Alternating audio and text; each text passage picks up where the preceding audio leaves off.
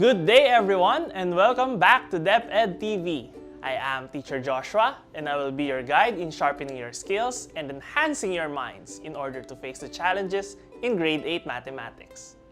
Ready your self-learning module, your paper, and your pens with you, and let us have a wonderful day of solving problems involving factors of polynomials.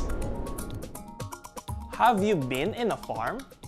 The Philippines is an archipelago located in Southeast Asia, and even though it is surrounded by bodies of water, it is also known for its agricultural land. Let's take a look at this farmland.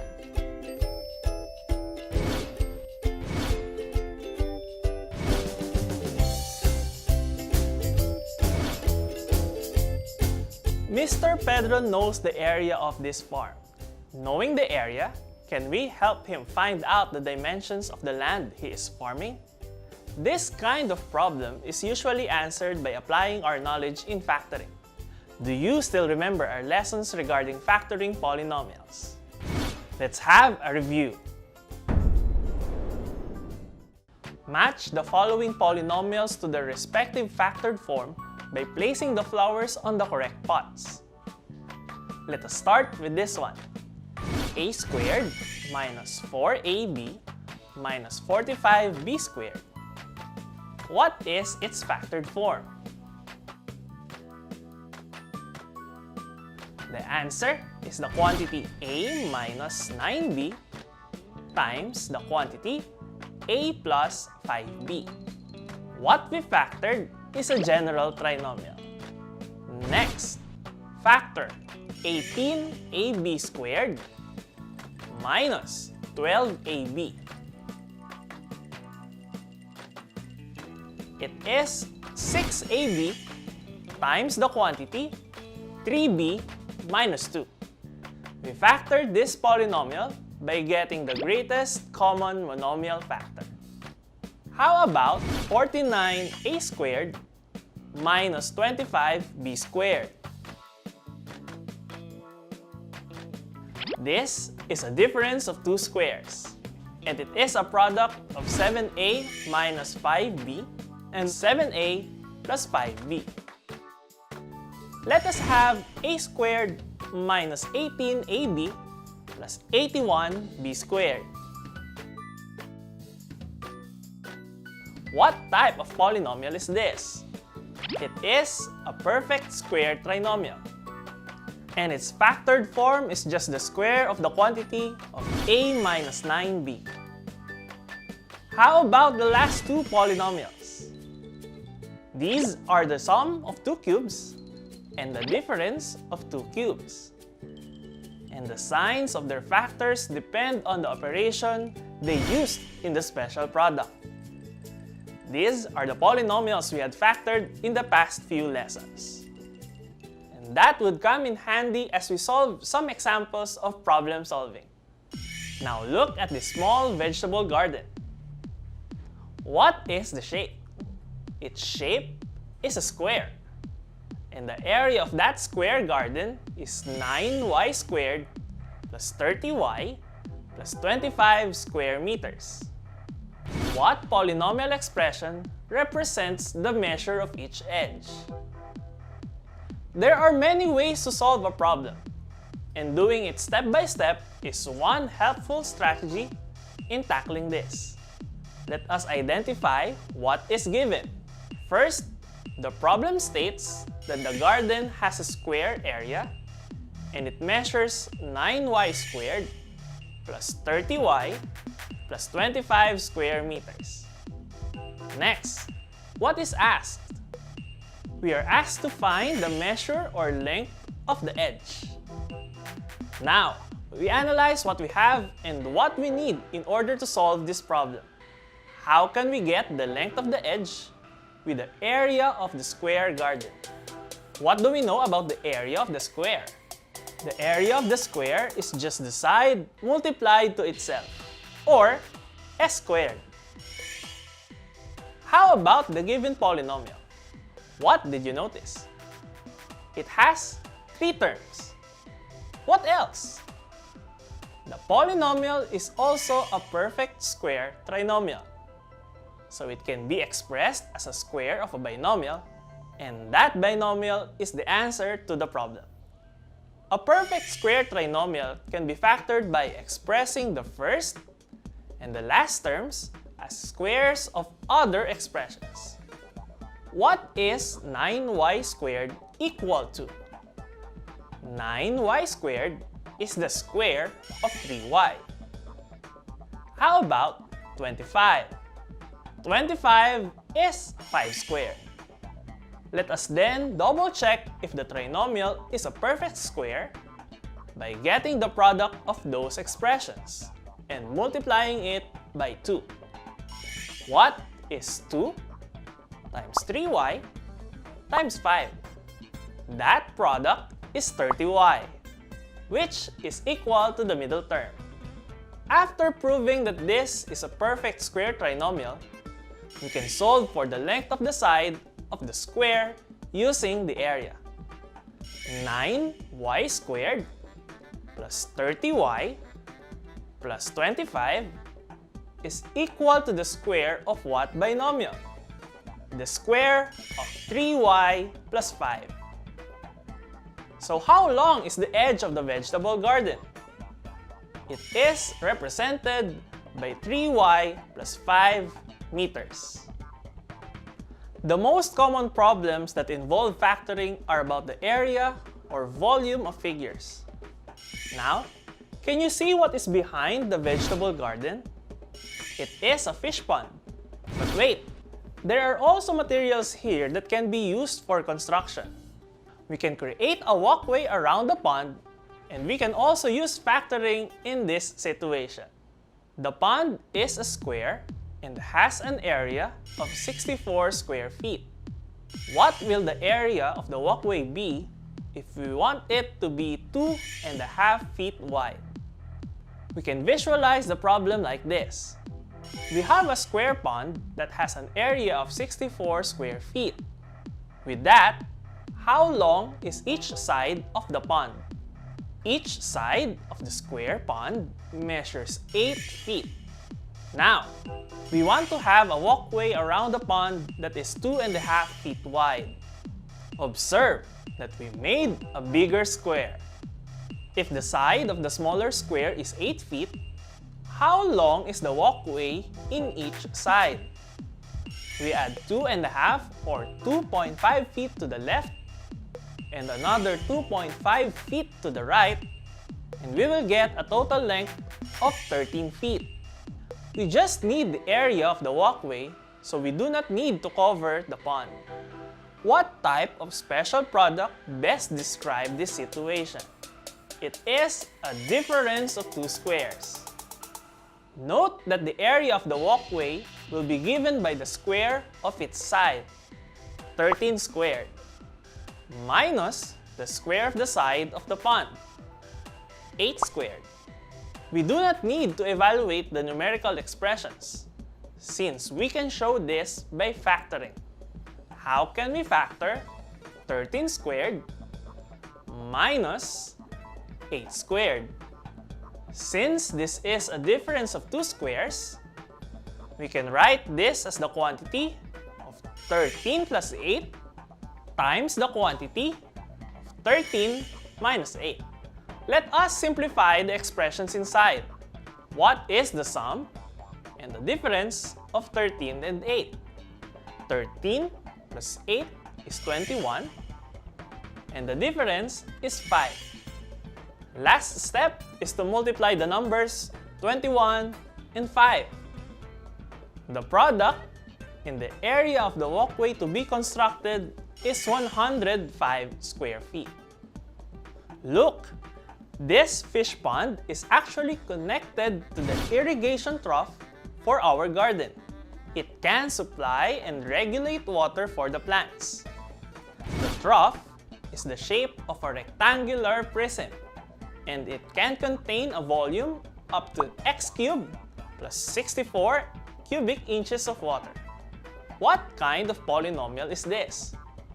This is a sum of two cubes, and it can be written as a product of a binomial and a trinomial. In this case, The binomial factor represents the height of the trough, while the trinomial factor is its base area. What is the base area of the rectangular trough? The volume of a rectangular prism is given by multiplying the height by the base area of the figure. And to solve this problem, we can start with the given x cubed plus 64. Since this is a sum of two cubes, the polynomial can be factored by expressing each term into cubes of certain expressions. X cubed is just the cube of x, and 64 is the cube of which number? It is 4. And since this is a sum of two cubes, the binomial factor is x plus 4. This is the height of our trough. Now, let us solve for the base area by finding the trinomial factor of this polynomial. We get the base area by squaring the first term of the binomial, x squared. Next, what operation should be here? Addition or subtraction? The first operation in the trinomial factor must be opposite of the binomial. So given that the binomial factor shows a plus sign, this must be a minus sign. Then multiply the terms x and 4. We will get 4x. The last sign is always positive or a plus. And the last term is the square of 4. 4 squared is 16. Now that we have factored x cubed plus 64, what is the base area of the trough? The trough has a base area of x squared minus 4x plus 16 square inches.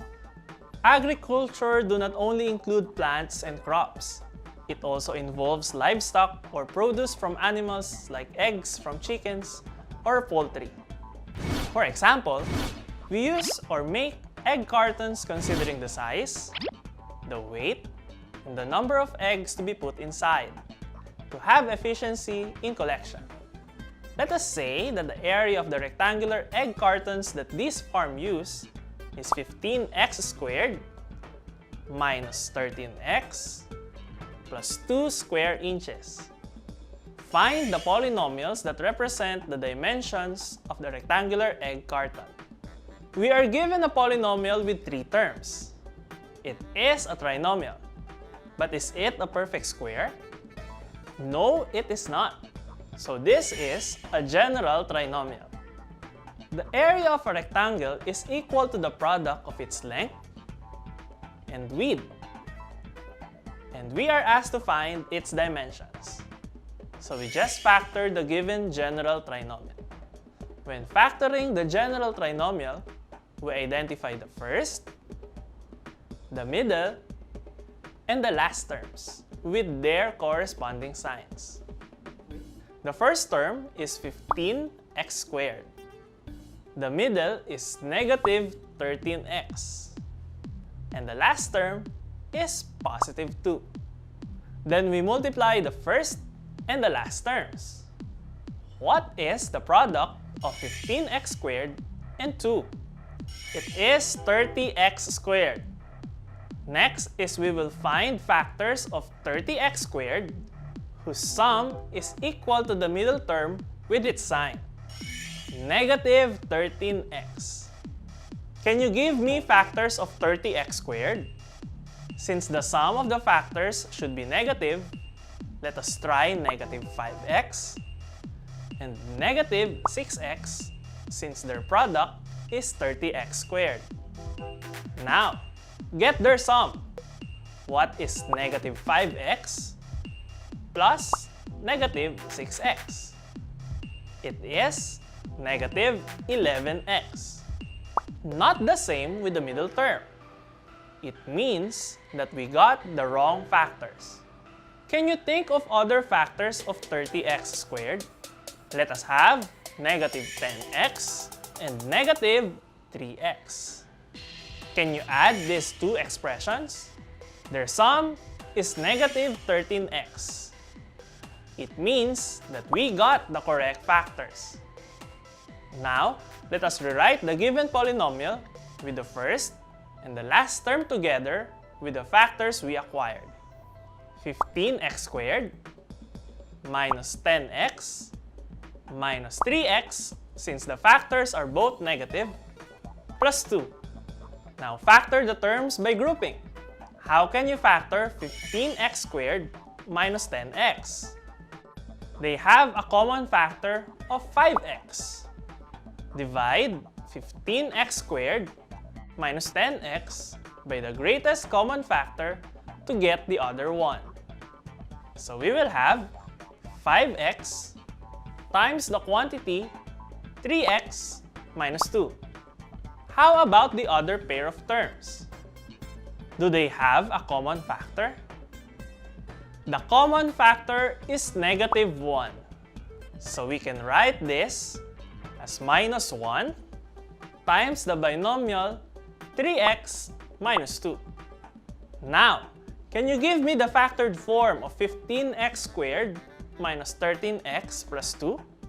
It is equal to the quantity of 5x minus 1 times the quantity of 3x minus 2. Therefore, the dimensions of the egg cartons measure the quantity 5x minus 1 inches by the quantity 3x minus 2 inches. And that's it for today. We are finished with today's lesson on problems involving factors of polynomials. Whenever you are given a word problem, read, then analyze. Think about what prior knowledge you can apply to solve the problem. And remember to always write your answer in a complete sentence with the correct label or unit. And now that we finished the first chapter of your grade 8 mathematics, let us evaluate what you have learned by answering this short assessment. Prepare your pens and your paper, and I will give you 5 seconds to answer each question. Choose the letter of the correct answer. Number 1.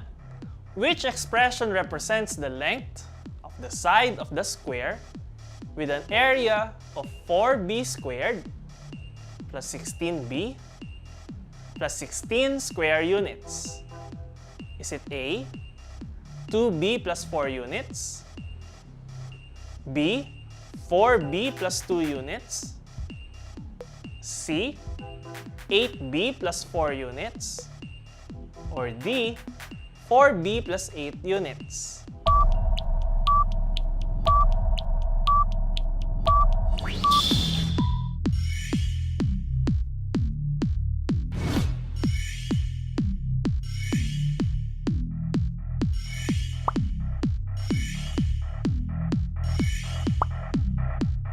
The correct answer is letter A, 2b plus 4 units.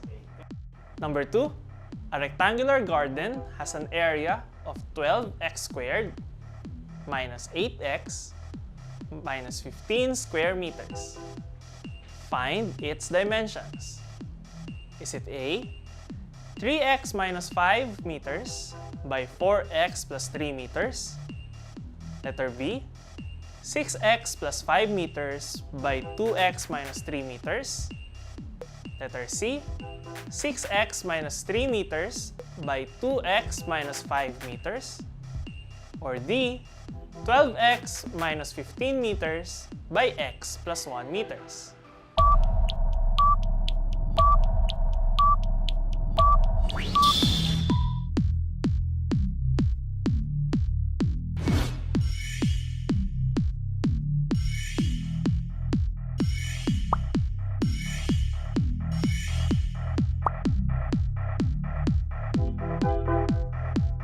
The dimensions are given by letter B, 6x plus 5 meters by 2x minus 3 meters.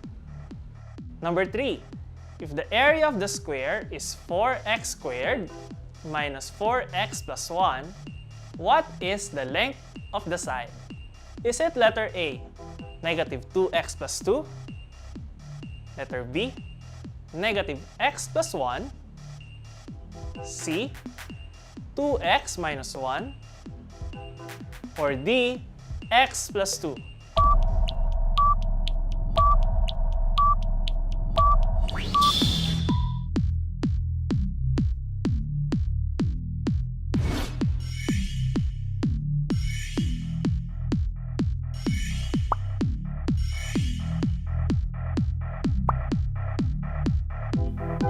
The correct answer is letter C. The side measures 2x minus 1. How was the activity?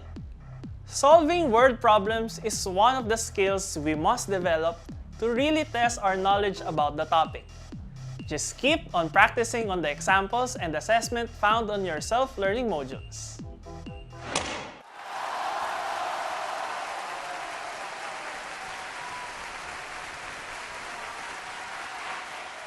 Remember that in mathematics, practice makes you better.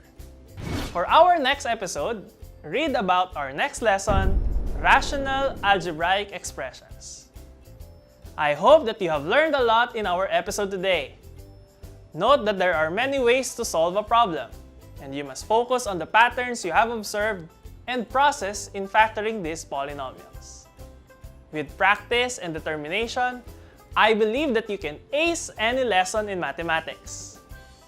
Ready yourselves with a brand new topic for our next episode, and we will be illustrating rational algebraic expressions. Remember, math is not only about numbers and operations. It is an exercise for our minds, for us to be critical, logical, and responsible thinkers. Again, this is Teacher Joshua reminding you to keep safe, have a nice day, and see you next time.